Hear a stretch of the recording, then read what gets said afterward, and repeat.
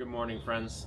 This is Michael from Define Play, and today is a bittersweet day for me because about an hour from now, I am selling my very first motorcycle. A really tender day for me. I've had this motorcycle since 2018, and I'm just going to do some final polishing of it and remove the license plate so that it's all ready to go for the new buyer.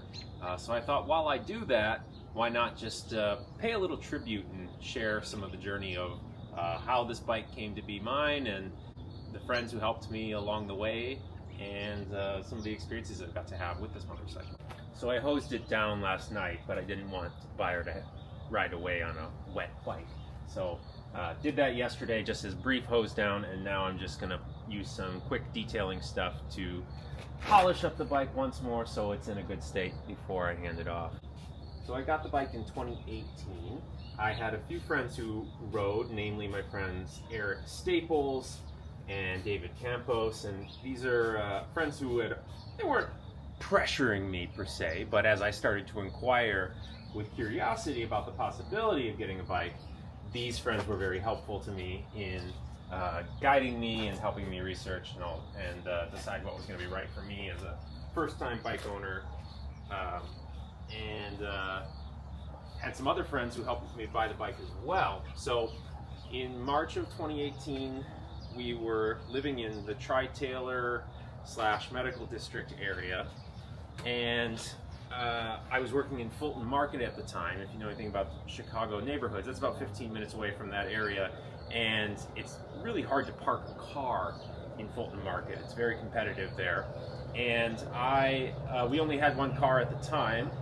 But my wife was using it for her work, and I was commuting by train or Ubers when I was running late, and so adding a second vehicle made sense if it was the right second vehicle. And a motorcycle is great because you can wedge into tiny parking spots that you can't fit into with a car. So in a competitive, busy neighborhood like Fulton Market, it actually is kind of practical. Yes, I was trying to make a case of practicality for a motorcycle.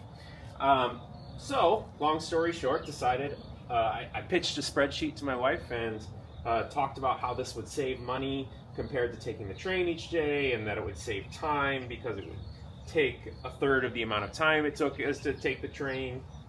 So I made all these cases, and long story short, we concluded that a motorcycle was a practical choice for someone who had just became a dad less than a year prior. Most people get their motorcycle fix before they have a kid, and then they sell their bike so that they make a responsible choice. Well, being the person that I am, one who takes play very seriously, the idea of having a way to ride and escape after becoming a dad made a lot more sense to me. So we worked through all that. So anyway, I saw this bike come on Facebook Marketplace, and I didn't even have my license yet at this point. So I knew I was going to need some help to figure out how I was going to get this home. So first of all, I contacted my friend Sherry, who I knew her husband Greg was a motorcycle mechanic, and so I said, would you be willing to come to this seller's house with me and inspect this bike, because I don't know what to look for to know if it's good. So they very kindly came and met me out in the southwest suburbs where I saw this bike listed, which was amazing. And then I needed to get it home, and so I had another friend, my friend Jorge, who also rode and was a neighbor of mine, and so he came with me by car so that he could ride the bike home for me after I bought it, because I didn't have my license yet and didn't know how to ride, and so I was going to need some help. So he came and helped me with that as well. And it was early March when I did this, so it was really, really cold, and it was probably 35-40 minutes away from my house. So bless his heart that Jorge was willing to do that, to ride this bike home for me. It was probably high 40s, low 50s, and required some time on the expressway. So, yes, shout out to Sherry and Greg and Jorge, and even Eric and all these and David and all these friends in different ways who helped me buy the motorcycle. I then enlisted in the motorcycle training school at Ride Chicago, which is right over by the United Center. I had a great experience there, but as I got into the class, I've already purchased the motorcycle, and this is my first time sitting on I sat on the motorcycle when I went and bought it, but I had never operated a motorcycle prior to this. And I get into the class, and I'm getting on the bike to start the class, and I'm terrified. And I'm like, I made a huge mistake. Why did I buy a motorcycle before even trying it out and taking the class to see if this was going to be a good fit for me? Well, ironically, I'm actually really glad that that happened that way, because if I hadn't already purchased the motorcycle and gotten into the class, I might have actually quit and decided, this is not for me, I can't do this, this is too scary, this is too hard, because learning to ride a motorcycle can be quite difficult, and the testing of it, to me, is much harder than testing to get your car driver's license. So anyway, it was actually a blessing that I had the foresight or foolishness to buy a motorcycle before actually getting my license and taking the class, because the awareness that I had already spent the money on this bike, a couple $1,000s, was what prompted me to stick with it and finish the class, and I'm so glad I did. So funny how that works out sometimes. Motorcycling, it's not something I ever really aspired to until a year or two before I ended up making the purchase. It just kind of developed in the way hobbies sometimes do. It became, for me, yes, I was using it in a practical way as a daily rider, but it's so much more than that. It's people will use the phrase wind therapy, even if you're wearing a helmet. That's still true, which you should. Everyone should wear a helmet. But it's the sense of, I loved on my commutes home the fact that I would have nothing else going on. No music, no distractions, no phone, no email, no calls, just me and the sound of the wind and the sound of the engine. And that's a great way to think and decompress when you're coming to or from work. So that's a really nice thing. More importantly, it is so much fun, and it's just one of the greatest joys of being alive to operate a motorcycle. I really think it's a really special treat, and I highly, highly recommend it. Some other friends who helped me out, this decal, this custom Japanese decal, was designed by my friend Priya, and put it in this beautiful font and the Japanese text.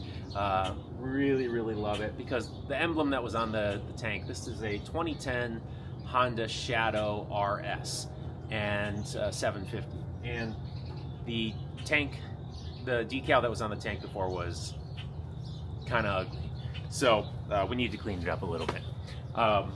The RS variant of the Shadow is, RS stands for Retro Standard, and it's a more upright riding position. It's about 50 pounds lighter than the other Shadow models. They only made this variant from 2010 to 2014.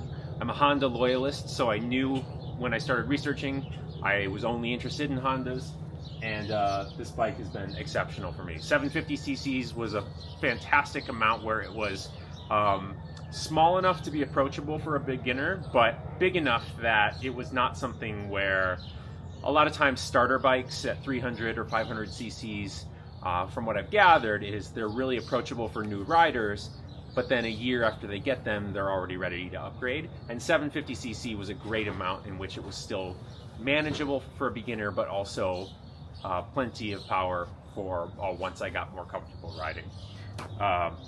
What I'll eventually look to upgrade to in the spring, I'm have my eye on the Honda Valkyrie from the late 90s. Beautiful 1500 cc muscle machine that sounds amazing. And at the time, I hadn't been interested in carburetor bikes. I only wanted fuel injection because I was using me as a daily driver and even in cold weather. So needed something that was going to start up really quickly. But if you've got the time to wait for a carburetor to warm up, there's some amazing older bikes out there. And now, the way I ride now, which is much more of hobbyist riding, something like that is very appealing to me. So that's what I'm looking at now. So I've done my polishing, and at this point, all I've got to do is grab some of the cord.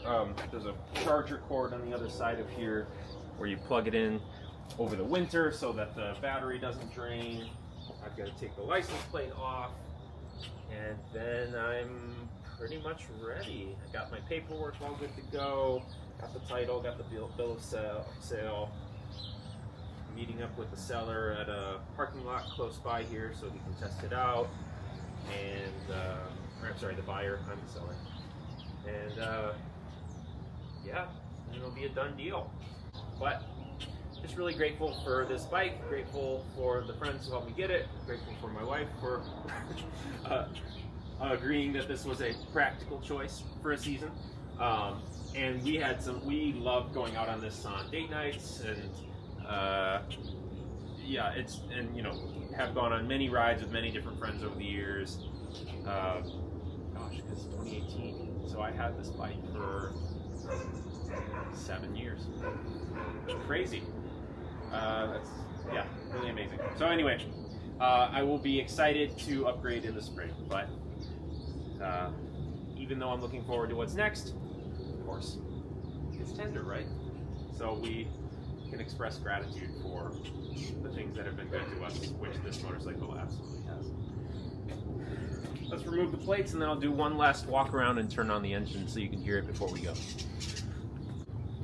What do I need? I just need a wrench. Easy, easy.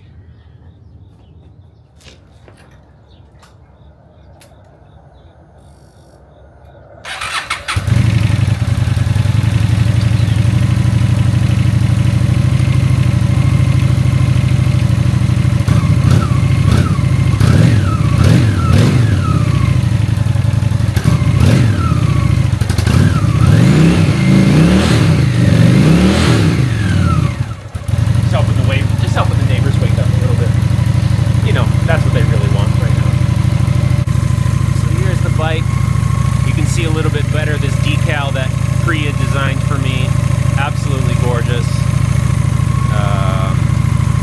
V-twin 750.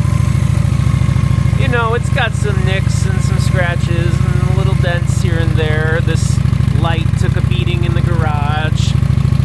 Got this little cargo net back here. These big beefy pipes. Yeah, it's a beautiful bike. Been really good to me. I'm glad that it's gonna be appreciated by its new owner. And this is where I would put my phone and wallet so you can truly travel light. Just a simple, bare bones, beautiful machine. So thanks, friends. I highly recommend motorcycling, even though most people will tell you not to. Best. It's really the best. Life is short. You might make your life a little shorter. There is a possibility of that happening. So I take that seriously, of course. But if you have the means and you have the ability and you have the willingness and sense for an adventure, motorcycling is the absolute best. So we're going to put this away, take my kids to school, and then go meet up with the buyer, and then it's a done deal. So Shadow, been really good to me.